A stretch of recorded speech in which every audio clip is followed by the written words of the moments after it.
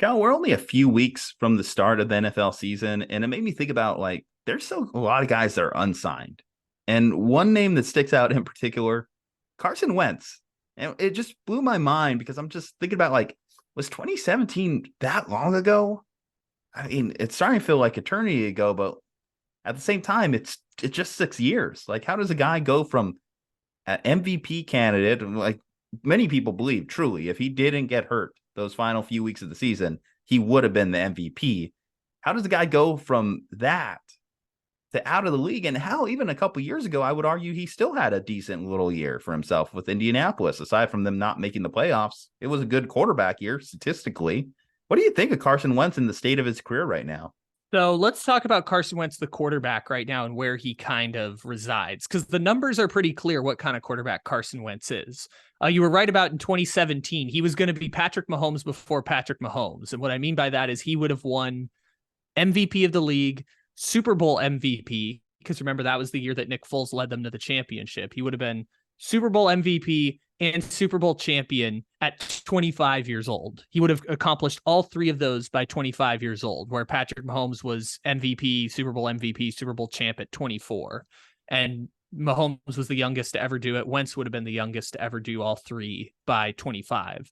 And then he has the injury, and then he had a partial season in 2018 where he came back from the torn ACL and then he got hurt again, and Foles had to play in the playoffs and at the end of the regular season. So in the last 4 full seasons that Carson Wentz had, which was his last 2 years in Philly, the year with the Colts and the year in Washington, he's had 2 above average seasons in 2019 with the Eagles and in 2021 with Indy. He had 27 touchdowns, 7 interceptions in both seasons, and had a passer rating of 93 and 95, which for those who don't know, 91.6 is about the average passer rating in the NFL. So he's had 2 above average seasons, 2019 and 2021. They're just intertwined with an awful season in 2020 where he got benched for Jalen Hurts, and 2022 with Washington where he started the first 6 games, wasn't great, got hurt, and then they replaced him with Heineke. And also Ron Rivera said the problem is the quarterback position. So got publicly called out by his coach and then got hurt and replaced. So he's had 2 above average seasons, a really bad season, and an injury season.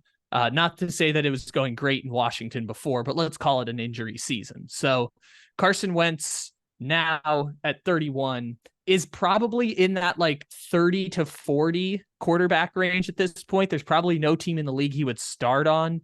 He's probably a top end backup in the league at this point, and no teams have decided they want him as a backup quarterback.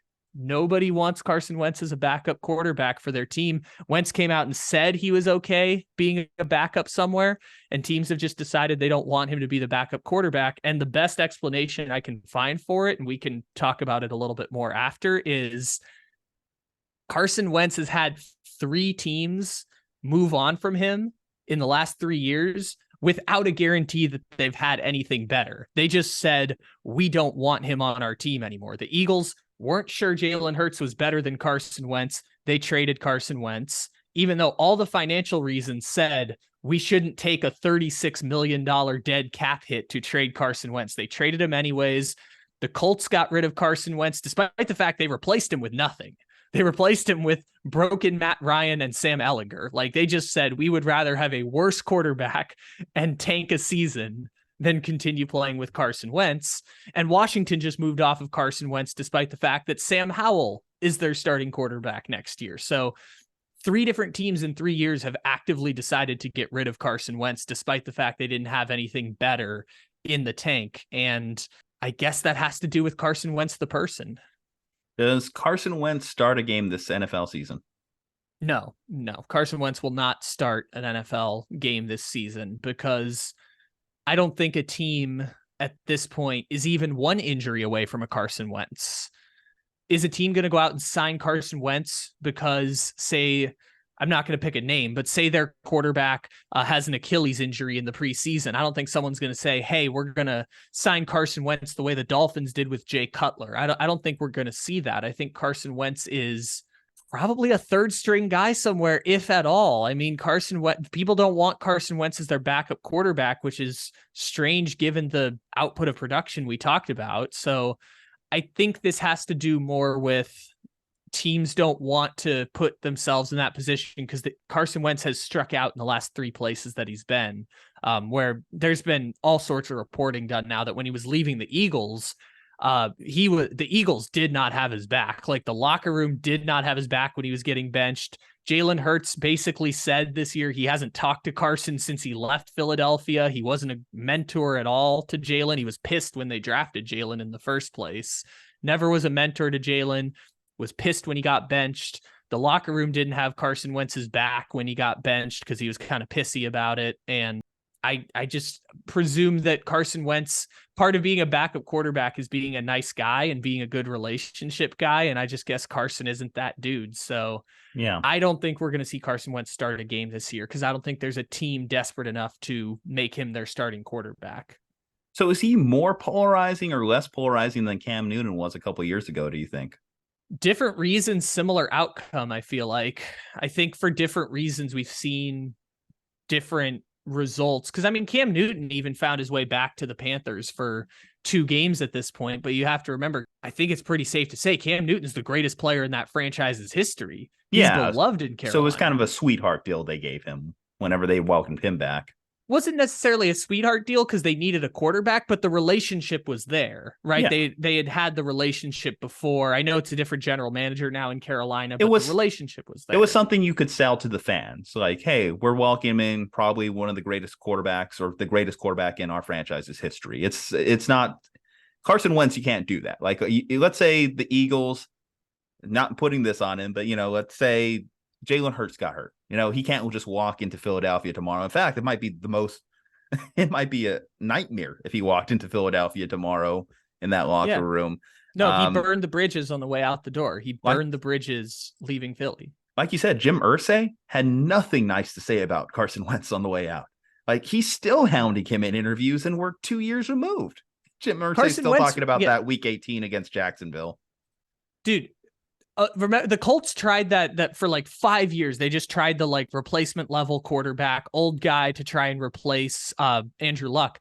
Carson Wentz was the best of the 4 or 5 that they tried, and they still didn't want him. Remember going into last year, I kept bringing up his stat line because it was 27 touchdowns, 7 interceptions. That's a great year for most quarterbacks. That's like at least top 15, like when you think touchdown interception ratio.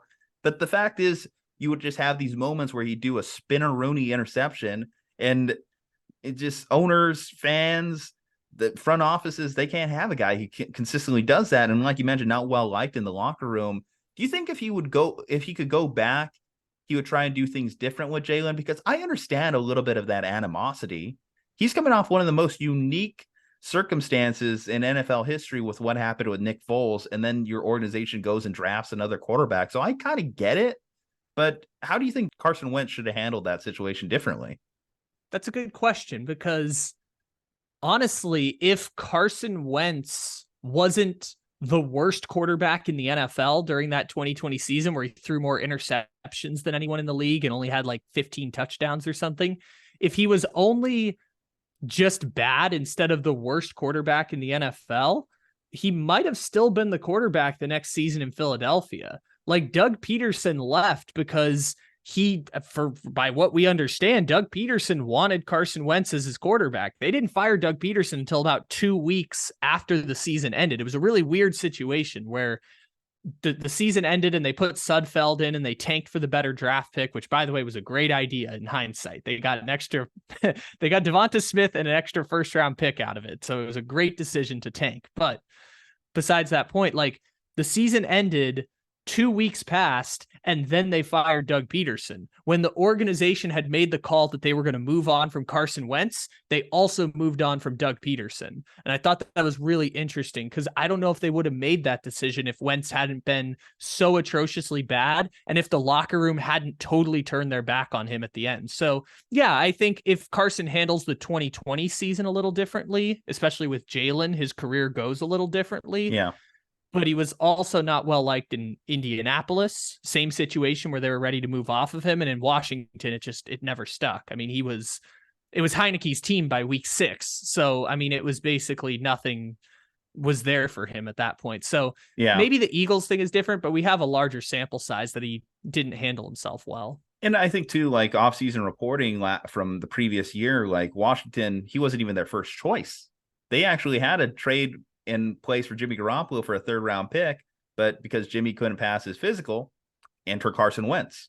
So that kind of tells you how far the guy has fallen from grace. There was a point where you compared him to Patrick Mahomes very early on in this recording here, but there was a point I even remember you straight up calling him the White Patrick Mahomes. That used to be your nickname for him, and you just compare how those two quarterbacks are. It's not even close, not even the same stratosphere.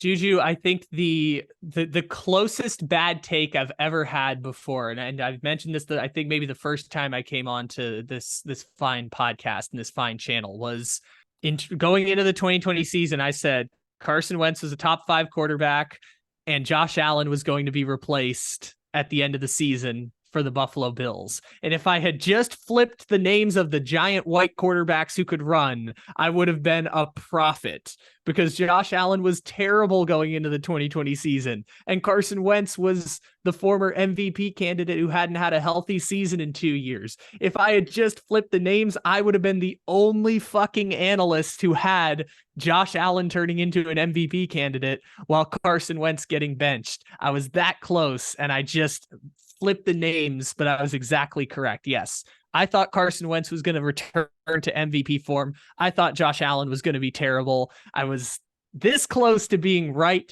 for the rest of time on being the only person to predict Josh Allen's development and the only person to predict Carson Wentz's downfall.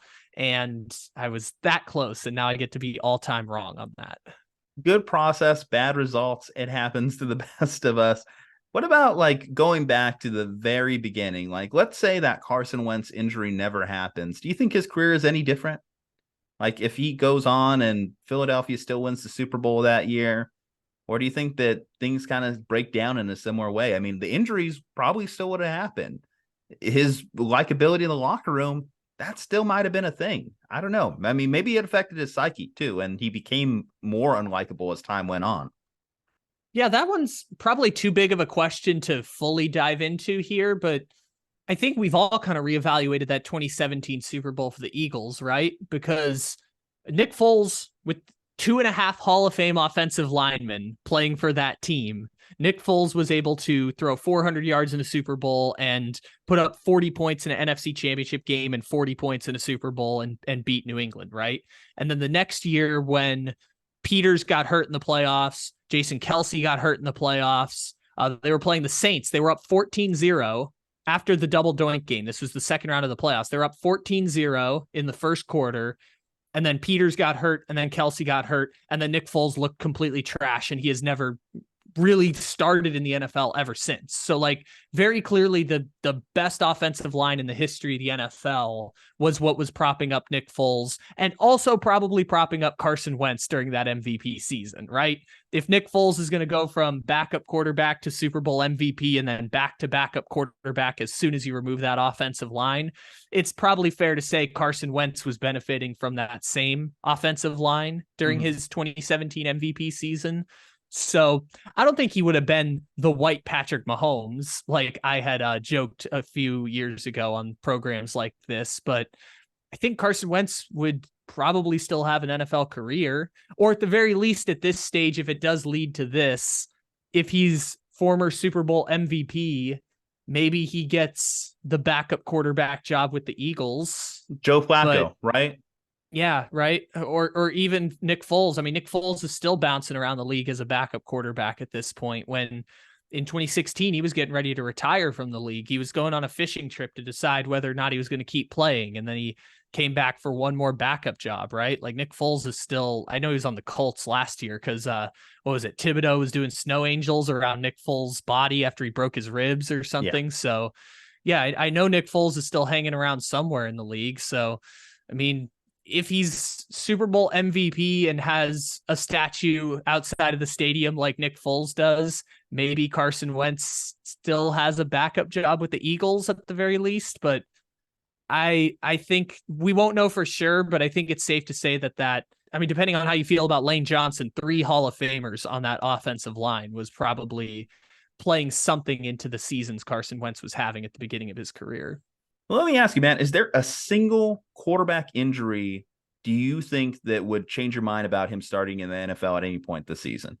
Like if I told you Justin Herbert or hell, even your boy Patrick Mahomes had to miss significant time this year, like does that at all move the needle for you? I don't think Frank Reich would do it in Carolina because they have Andy Dalton. I'm just trying to think of who he has the relationship with. I don't know how good the relationship is with Doug Peterson in Jacksonville, but if Trevor Lawrence were to get hurt, I think like CJ Beathard is their backup quarterback. So maybe under that circumstance, Carson would sign as a backup to CJ Beathard. And then at that point, just wait for CJ Beathard to shit the bed and then you can take over as the starter. But I don't see the place where I could get him in I could see a place where he gets in the game. Because I mean, come on, like by week 15 last year, I think like 16 of the 32 starting quarterbacks were missing time in the league. So like, yeah, quarterbacks get hurt all the time. So I could see a place where if he signs as a third stringer, he could get some playing time. But as a starter, I think the league has kind of made it clear that he's not that guy, pal. I don't think he's going to be a starter, even with one injury at this point in the story for the league. So I think his best bet is he signs on as a third stringer or signs on as a backup when someone gets hurt and then eventually takes over because he's still the top 30 to top 40 quarterback in the league that the numbers say he is. I mean, like I said, he's had 2 good seasons and 2 bad seasons. Well, really 2 good seasons, 1 bad season, and 1 injured season in the last 4 years. So I think he's probably in that like upper echelon of backup quarterbacks, but he might have to sit behind the incumbent who is worse than him to get time in the NFL. What do you think Carson Wentz ends up? Like to hear your thoughts in the comment section. Leave a like on the video. Subscribe to the channel. Follow us on all our social medias. From Juju and Kyle. Stay safe, happy, and healthy. We'll see you next time.